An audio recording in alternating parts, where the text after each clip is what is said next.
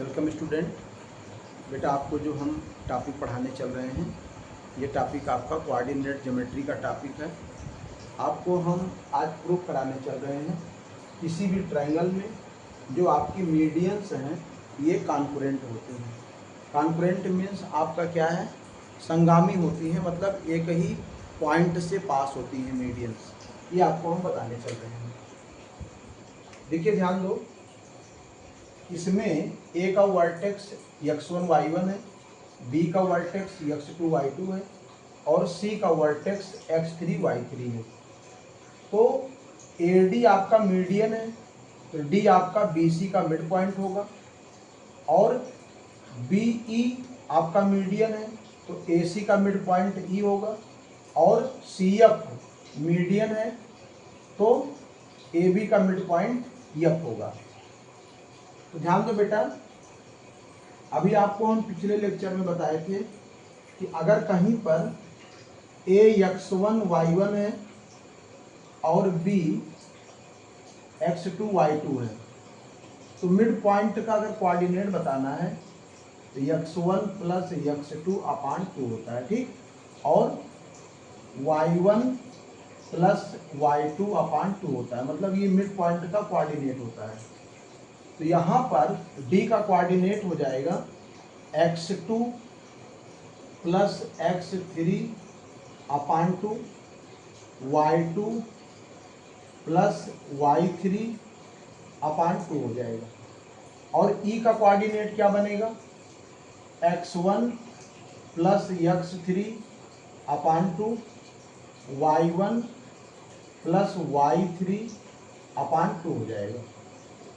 और F का coordinate क्या बनेगा, F का x1 प्लस x2 अपान 2, y1 प्लस y2 अपान 2, ये आपका F का कोऑर्डिनेट है। अब ध्यान दो, किसी भी ट्रायंगल में जो मीडियंस हैं ये 2 और 1 के रेशियो में डिवाइड होती हैं, मतलब ये 2 है और ये आपका 1 है।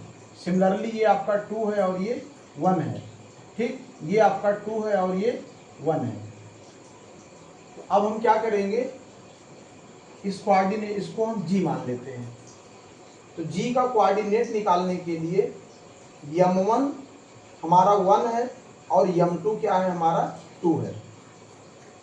तो यहाँ पर G का कोऑर्डिनेट निकालने के लिए क्या करेंगे, सेक्शन फार्मूला यूज करेंगे, m1 x2 plus m2 x1 upon m1 plus m2 होता है बेटा, ठीक।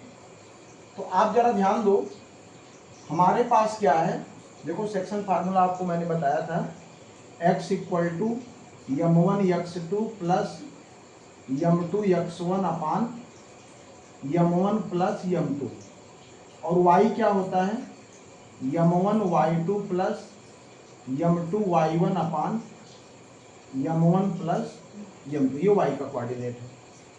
तो ध्यान दो, ये आपका जो G है इसका कोऑर्डिनेट हम निकालना चाह रहे हैं। m1 के प्लेस पर आप क्या करेंगे, 1 रखेंगे, m1 के प्लेस पर आप 1 रखेंगे। तो m1 x2 का मतलब हुआ कि x1 प्लस m2 हमारे पास 2 है, x1 का काम ये करेगा बेटा, तो x2 प्लस x3 अपान 2 अपान m1 प्लस m2, 1 प्लस 2 बन जाएगा ये। तो यहाँ से ये मिला, और y क्या मिलेगा आपको, m1 y2 का मतलब y1 प्लस m2 और y1 का काम ये करेगा अपान 1 प्लस 2। यहाँ से 2 कैंसिल होगा, तो G का कोऑर्डिनेट हो जाएगा बेटा x1 plus x2 plus x3 upon 3, y1 plus y2 plus y3 upon 3।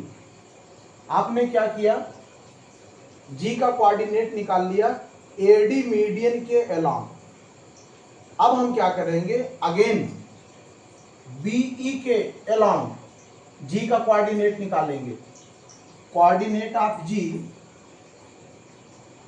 Coordinate of G along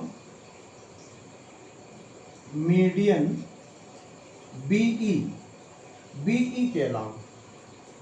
देखिए बीई के अलोंग कैसे निकालेंगे, ये आपका m1 है और ये m2 है, तो ध्यान दो 1 और x2 प्लस 2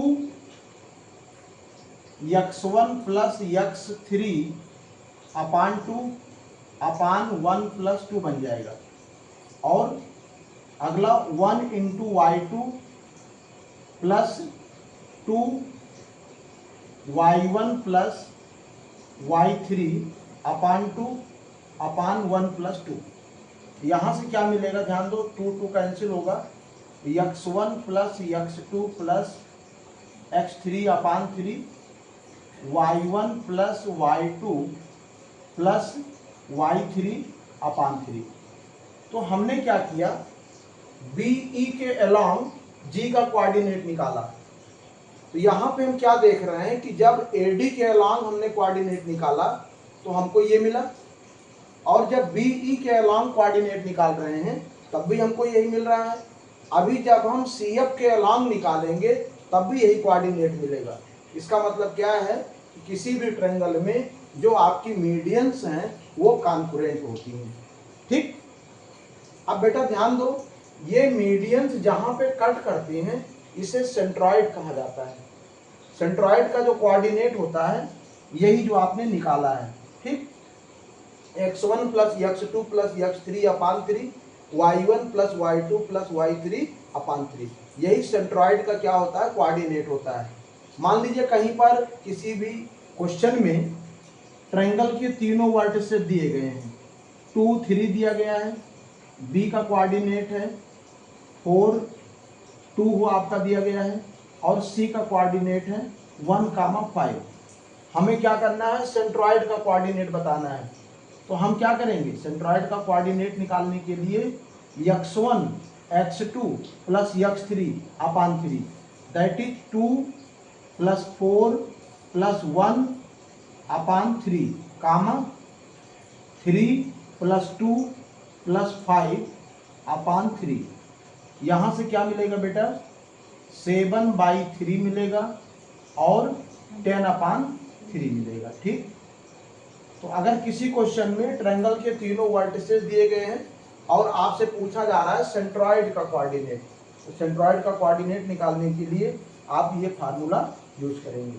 तो मुझे उम्मीद है कि आज का टॉपिक ये समझ में आया होगा, और भी अच्छे अच्छे क्वेश्चन पढ़ने के लिए आप चैनल को लाइक, सब्सक्राइब और शेयर जरूर करें। अगले लेक्चर में हम आपको फिर मिलेंगे।